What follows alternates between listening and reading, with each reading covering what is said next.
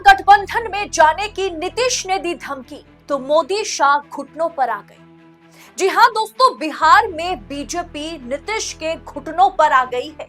Bharatiya Janata party Bihar में यह ऐलान कर दिया है कि नीतीश कुमार ही चुनाव के बाद हमारा सीएम बने रहेंगे। ऐसा क्या हो गया कि बीजेपी डिप्टी सीएम को यह ऐलान करना पड़ गया कि हां, एनडीए का सीएम चेहरा नीतीश कुमार ही होंगे।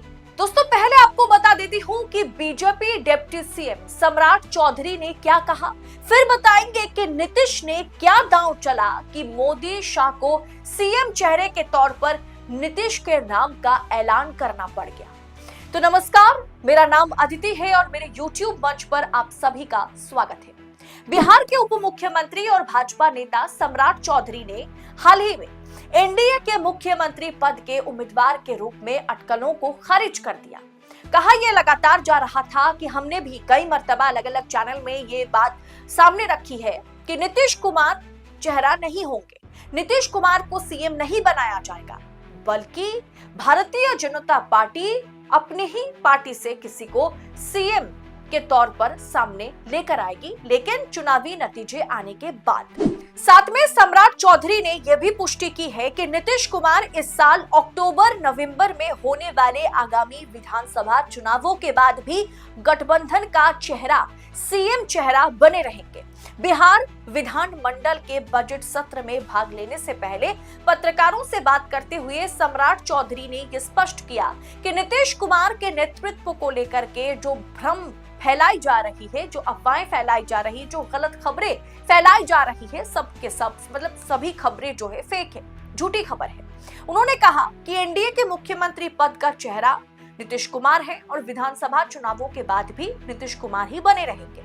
उनके बयान ने उन अटकलों पर विराम चिन्ह लगा दिया। कहा जा रहा है कथित तौर पर कि भाजपा चुनावों के बाद भी सीएम पद के लिए किसी नए उम्मीदवार को आगे नहीं बढ़ाएगी, बल्कि नीतीश कुमार सीएम बने रहेंगे अगर भारतीय जनता पार्टी जेडीयू गठबंधन यानी एनडीए अगर चुनाव जीतता है तो।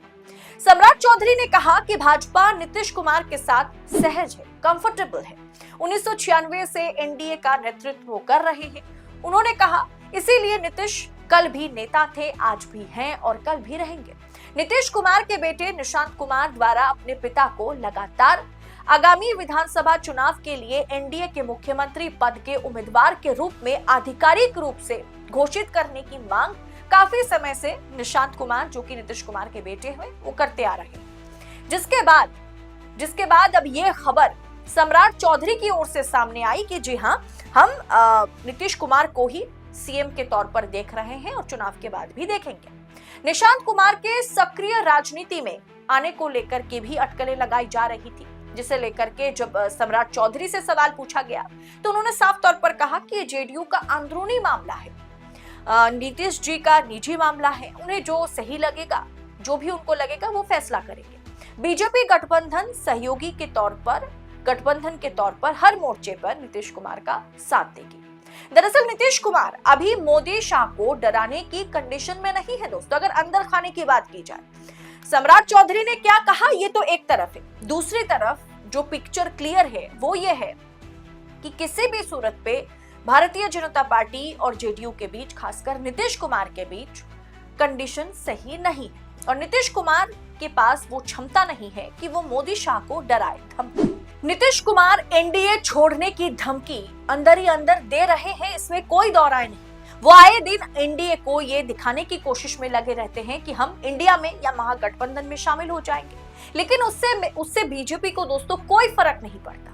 अभी नीतीश को सीएम चेहरे के तौर पर घोषणा करने के पीछे दो मेन पॉइंट है, दो बड़ी वजह है। एक तो नीतीश का जो वोट बैंक है, जो नीतीश के लिए बीजेपी का समर्थन कर रहे हैं, वो वोट बैंक मोदी शाह खुद से अलग करने का रिस्क अभी नहीं उठाना चाहते हैं, क्योंकि अभी सी वोटर सर्वे में यह खुलासा हुआ है, सर्वे रिपोर्ट में यह पाया गया कि तेजस्वी के बाद नीतीश कुमार ही एकमात्र चेहरा है एनडीए का जो वोटर की पसंद की लिस्ट में सबसे टॉप पर है। सबसे पहले तो तेजस्वी है और उसके बाद सम्राट चौधरी नहीं है, उसके बाद नीतीश कुमार है।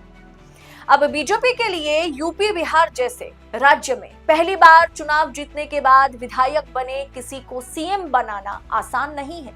ये दिल्ली नहीं है, मध्य प्रदेश नहीं है, हरियाणा नहीं है और छत्तीसगढ़ भी नहीं है, यह बिहार है। यूपी के बाद बिहार वो राज्य है जहां की राजनीति बहुत ज्यादा मजबूत है। वहां आप नए नवेले किसी विधायक को मुख्यमंत्री नहीं बना सकते ताकि आप दिल्ली दरबार से सरकार चला सके। इसलिए भारतीय जनता पार्टी के लिए बिहार राज्य में ऐसा कोई चेहरा नहीं है जिसे वो सीएम के तौर पर फिलहाल के लिए प्रोजेक्ट कर सके या लोगों के दिमाग में, जहन में डाल भी सके, और किसी नए चेहरे को वो सीएम बना भी नहीं सकते। बीजेपी को चुनाव तक हर हाल में नीतीश कुमार चाहिए।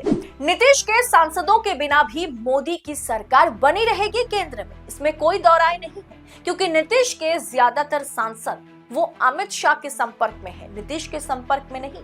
ये बात नीतीश कुमार भी भली भांति जानते हैं। सेकंड पॉइंट यह है कि नीतीश के साथ एकनाथ शिंदे वाला फॉर्मूला बिहार में मोदी शाह लागू करना चाह रहे हैं कि अभी नीतीश को सीएम कह दो, चुनावी नतीजे आने के बाद नीतीश कुमार को साइडलाइन कर दो। फिलहाल बिहार की राजनीति के लिए कुछ भी साफ साफ प्रेडिक्ट करना आसान नहीं है, लेकिन इतना साफ है कि नीतीश और बीजेपी में संबंध सहज नहीं है। कंफर्टेबल स्थिति में नीतीश कुमार और मोदी शाह नहीं है। ये बस चुनाव तक रिश्ते को ऑपोजिशन और वोटर्स के सामने सहज बनाकर रखने की कोशिश में मोदी शाह जुटे हुए हैं, क्योंकि नीतीश कुमार भी बहुत अच्छे से जानते हैं कि अगर वो ज्यादा सीटें लाने में कामयाब नहीं हो पाते हैं तो बिहार राजनीति से नीतीश कुमार को संन्यास लेना पड़ेगा, और वो कहीं ना कहीं नीतीश कुमार का पत्ता साफ मोदी और शाह करने वाले हैं।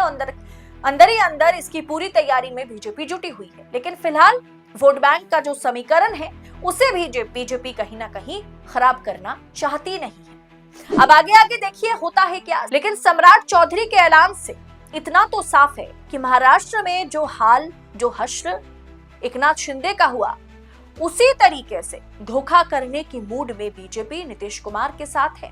अगर नीतीश कुमार को वो सीएम बनाते भी है, अगर फिलहाल जो दिखाया जा रहा है कि नीतीश के घुटने पर मोदी शाह गिर गए हैं, वो कहीं ना कहीं उसके पीछे की मंशा मोदी शाह की कुछ और ही है। वो समय आने पर पता चलेगा।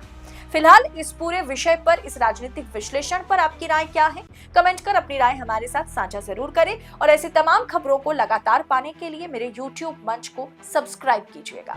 बहुत बहुत शुक्रिया आप सभी का। जय हिंद, जय भारत।